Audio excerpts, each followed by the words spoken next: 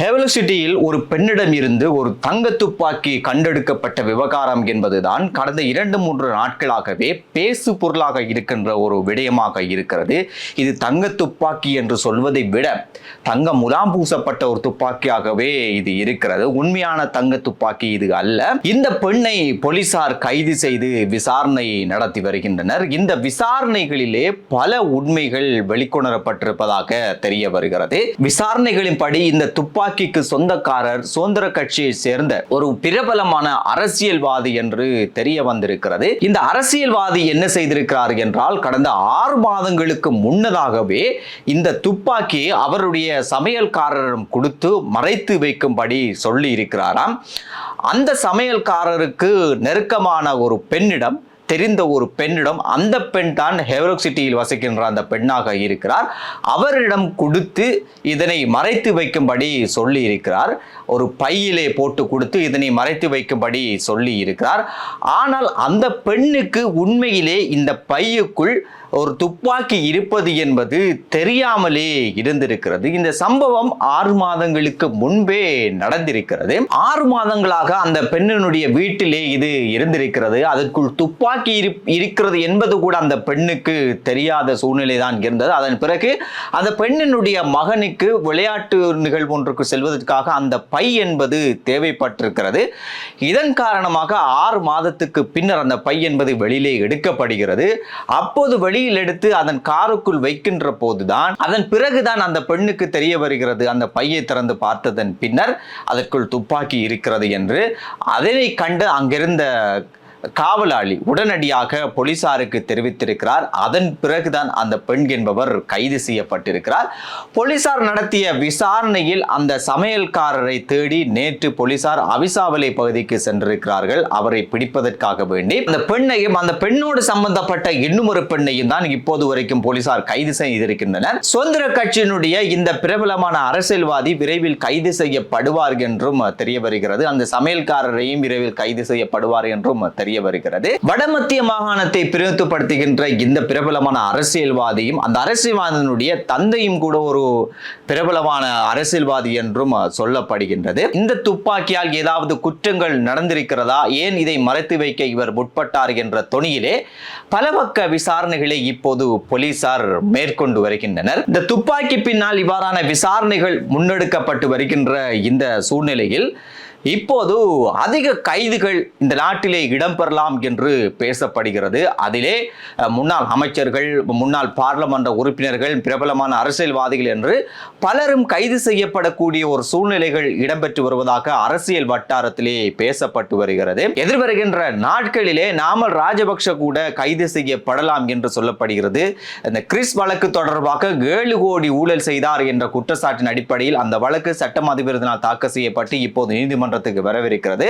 இதன் காரணமாக இவர் கைது செய்யப்படலாம் என்று அரசியல் வட்டாரங்களிலே பேசப்பட்டு வருகிறது. அதே சமயம் இந்த NPP அரசாங்கம் வந்ததிலிருந்து பல லிஸ்டுகளை வெளியிட்டார்கள். அதில் வெளியிட்ட ஒரு லிஸ்ட் தான் இந்த ஜனாதிபதி நிதியை தவறாக பயன்படுத்தியவர்கள் என்ற குற்றச்சாட்டிலே ஒரு லிஸ்டை அவர்கள் வெளியிட்டார்கள். இப்போது அந்த லிஸ்டிலே 22 பேர் இருக்கிறார்களாம். அந்த 22 பேருக்கு எதிராக சட்ட நடவடிக்கை தொடர்வதற்கு இப்போது ஆரம்பிக்கப்பட்டிருக்கிறதாம். இந்த லிஸ்டிலே பிரபலமான பல அரசியல்வாதிகள் இருக்கிறார்கள். தயாசிரி ஜெயசேகர, விமல் வீரவன்ச, வாசுதேவ நாணயக்கார, ராஜித சேனாரத்ன, கெஹலிய லம்புக்கல வேறொரு வழக்கின் காரணமாக இப்போது விளக்கமறையிலும் வைக்கப்பட்டிருக்கிறார். சுசில் பிரேமஜெயந்த போன்ற பல முக்கிய பிரபலமான அரசியல்வாதிகள் இதிலே சம்பந்தப்பட்டிருக்கிறார்கள். எனவே இவர்களுக்கு எதிரான இந்த விசாரணைகளை இப்போது சிஐடியினர் மேற்கொண்டு வருகின்றனர்.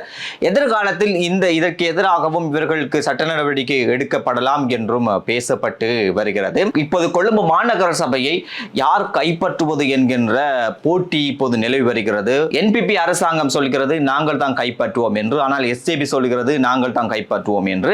இதற்கிடையிலே NPP அரசாங்கம் சுயேட்சை குழுக்களோடு பேச்சுவார்த்தை நடத்தி இருக்கிறார்கள். அவர்களை சேர்த்து கொண்டு இந்த கொழும்பு மாநகர சபையை அமைப்பது தொடர்பாக. அதே நேரம் SJPயும் இன்னும் ஒரு கட்ட பேச்சுவார்த்தைகளிலும் ஈடுபட்டு வருகிறதை காணக்கூடியதாக இருக்கின்றது. இதற்கிடையிலே திலீப் ஜெயவீரவுக்கு NPP அரசாங்கத்தின் பக்கம் இருந்து ஒரு அழைப்பு சென்றிருப்பதாக தெரிகிறது. சொல்லப்படுகிறது.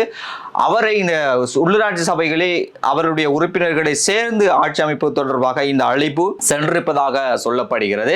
இருந்தாலும் திலீப் ஜெயவீர இதற்கு ஓகே சொல்லவில்லையா? காரணம், இவரை ஏற்கனவே திருடர் என்று சொன்னவர்கள் ஏன் எங்கள் திருடரை நீங்கள் சேர்த்துக்கொள்ள வேண்டும் என்கின்ற இவர் பதிலளித்து விட்டு அதற்கு அவர் சரி சொல்லவில்லையாம் என்று பேசப்படுகிறது. அதே சமயம் நேற்று இன்னும் ஒரு விடயமும் பேசுபொருளாக மாறியிருந்தது. அதுதான் முஸ்லிம் காங்கிரசினுடைய தலைவர் ரவுஃப் ஹக்கீம் அவர்களுடைய ஒரு தொலைக்காட்சி நேர்காணலிலே அவர் சொன்ன கருத்து என்பது சர்ச்சையை ஏற்படுத்தி இப்போது சமூக வலைத்தளங்களிலே பேசப்பட்டு வருகின்ற ஒரு விடயமாக இருக்கிறது. இது குறித்து நாங்கள் ஏற்கனவே பல வீடியோக்களிலே தொடர்ந்தும் சொல்லி வந்திருந்தோம். அந்த விடயம்தான் முன்னாள் பாராளுமன்ற உறுப்பினர் முஷர்ரஃபுக்கும் ரவுஃப் ஹக்கீமுக்கும் இடையிலே ஒரு டீல் நடந்திருக்கிறது. இவர்கள் இரண்டு பேரும் எதிர்காலத்திலே சேர்ந்து அரசியலிலே ஈடுபட போகிறார்கள் என்கிற விடயம் என்பது கடந்த காலங்களில் பேசப்பட்டு வந்த சூழ்நிலையில் அந்த காலப்பகுதியிலே நாங்கள் ஒரு வீடியோவை வெளியிட்டிருந்தோம். இவர்கள் இரண்டு பேரும், அதாவது கடந்த பாராளுமன்ற தேர்தலின் பின்னர் முஷர்ரஃப் ரவுஃப் ஹக்கீமை சந்திக்க சென்றிருக்கிறார். அவர் முஸ்லிம் காங்கிரஸோடு சேர்வதற்கு அவர் கேட்டிருக்கிறார். அதற்கு ரவுஃப் ஹக்கீம் தலை அசைத்திருக்கிறார். ஆனால் அந்த கட்சிக்குள், முஸ்லிம் காங்கிரஸ் கட்சிக்குள் வந்த எதிர்ப்பின் காரணமாக அதனை அவர்கள் தள்ளி போட்டார்கள். உண்மையில் அந்த டீல் ஒன்று நடந்தது என்பது குறித்து நாங்கள் பேசியிருந்தோம். அந்த கதையை நேற்று வெளியிடப்பட்ட அந்த நேர்காணலில் ரவுஃப் ஹக்கீம் ஒப்புக்கொண்டிருக்கிறார், உறுதி செய்திருக்கிறார். அவர் சொன்ன விடயம்தான், இந்த பேச்சுவார்த்தை என்பது கடந்த தேர்தலுக்கு முன்னரே அது நடந்தது. ஆனால் கட்சிக்குள் வந்த எதிர்ப்பின் காரணமாக நாங்கள் அதனை தள்ளி போட்டோம். இதன் தேர்தல் முடிந்ததன் பின்னர் இதனை பார்ப்போம் என்று சொன்னார். அந்த அடிப்படையில் தான் இப்போது இந்த பேச்சுவார்த்தை நடந்து கொண்டிருப்பதாக சொல்லப்படுகின்றது. இதற்கு இடையிலே அவர் இன்னும் ஒரு கருத்தையும் வெளியிட்டிருந்தார். அதுதான், இந்த கருத்தை கேட்டு சிரிப்பதா அல்லது கவலைப்படுவதா என்று தெரியவில்லை. அவர் சொன்ன விடயம்தான், கடந்த கால மேடைகளிலே முஷர்ரஃப் முஸ்லிம் காங்கிரஸையும் ரவுஃப் ஹக்கீமையும் கடுமையாக எதிர்த்து கடுமையாக விமர்சித்து பேசியிருந்தார். போகின்ற இடமெல்லாம் ரவுஃப் ஹக்கீமுக்கும் முஸ்லிம் காங்கிரஸ் தான் அவர் அதிகம் எதிர்த்து விமர்சித்து பேசியிருந்தார். இது குறித்து ரவுஃப் ஹக்கீமிடம் கேள்வி கேட்கப்பட்ட போது அவர் சொன்ன விடயம்தான், மேடைகளிலே அவர் என்னை பற்றியும் கட்சியை பற்றியும் விமர்சித்தாலும் தனிப்பட்ட ரீதியிலே அவர் என் மீது மதிப்பும் கௌரவம் வைத்திருக்கிறார். இங்கே ஒரு கேள்வி இருக்கிறது. அதாவது, ரவுஃப் ஹக்கீமாக இருந்தாலும் சரி, முஷர்ரஃப் முதுநபீனாக இருந்தாலும் சரி, கடந்த காலங்களிலே தேர்தல் மேடைகளிலே இவர்கள் பொய்யை சொன்னாலும் சரி, உண்மையை சொன்னாலும் சரி, இவர்களுடைய கதைகளை நம்பித்தான் ஒரு மக்கள் கூட்டம் என்பது வாக்களித்திருக்கிறது. இவருடைய கருத்துப்படி பார்க்கின்ற போது மக்கள் வாக்கு போட்டால் அது என்னவானாலும் பிரச்சனை இல்லை, நாங்கள் பேசிய பேச்சுக்கள் எல்லாம் மறந்துவிட்டு நாங்கள் யாரோடு டீல் செய்ய வேண்டுமோ, யாரை எங்களை எதிர்த்தார்களோ அவர்களோடு சேர இயலும் என்கின்ற ஒரு கருத்தை தான் அவர் அங்கே சொல்கிறார். இல்லை, உண்மையிலே ஒரு அரசியலிலே அரசியல் ஒழுக்கம், அதே நேரம் அரசியல் நேர்மை இருந்தால் இவ்வாறான ஒரு கருத்துக்களை இவர் வெளியிட மாட்டார் என்று பலரும் விமர்சித்து வருகின்றனர். இது அந்த வாக்கு போட்ட மக்களை மடையர்களாக ஆக்குகின்ற ஒரு கருத்து என்று, மடையர்கள் ஆக்குகின்ற ஒரு வேலை என்று பலரும் இவருடைய கருத்துக்கு எதிராக பேசி வருகின்றனர். இவர்களுடைய அரசியல் கலாச்சாரம் என்பது இப்படித்தான் இருக்கிறது. இவர்கள் தேர்தல் காலங்களிலே யாரையெல்லாம் எதிர்த்து பேச வேண்டுமோ எல்லோரையும் எதிர்த்து பேசுவார்கள், அவர்களுடைய வாக்குகளை எடுப்பதற்காக வேண்டி. அதன் பிறகு அவர்கள் எல்லோரும் ஒன்றாக சேர்ந்து நண்பர்களாக ஆகிவிடுவார்கள். இதற்கு இடையிலே பாதிக்கப்பட்டு ஏமாந்து நிற்பது என்பது மக்கள் தான். எனவே இவ்வாறான அரசியல்வாதிகள் குறித்து மக்கள் தெளிவாக இருக்க வேண்டும். இவர்களை மீண்டும் இந்த அரசியலுக்கு கொண்டு வருவதா, பார்லிமெண்டத்துக்கு கொண்டு வருவதா என்பது குறித்து மக்கள் தான் தீர்மானிக்க வேண்டும். அப்படி இல்லை என்றால் உங்களை இவர்கள் தொடர்ந்தும் மடையர்களாகவே ஆக்கி வருவார்கள். எனவே இதுதான் இன்றைய அரசியலுக்கு பின்னால் நடந்த விடயங்களாக இருக்கிறது. மீண்டும் நாளை சந்திப்போம்.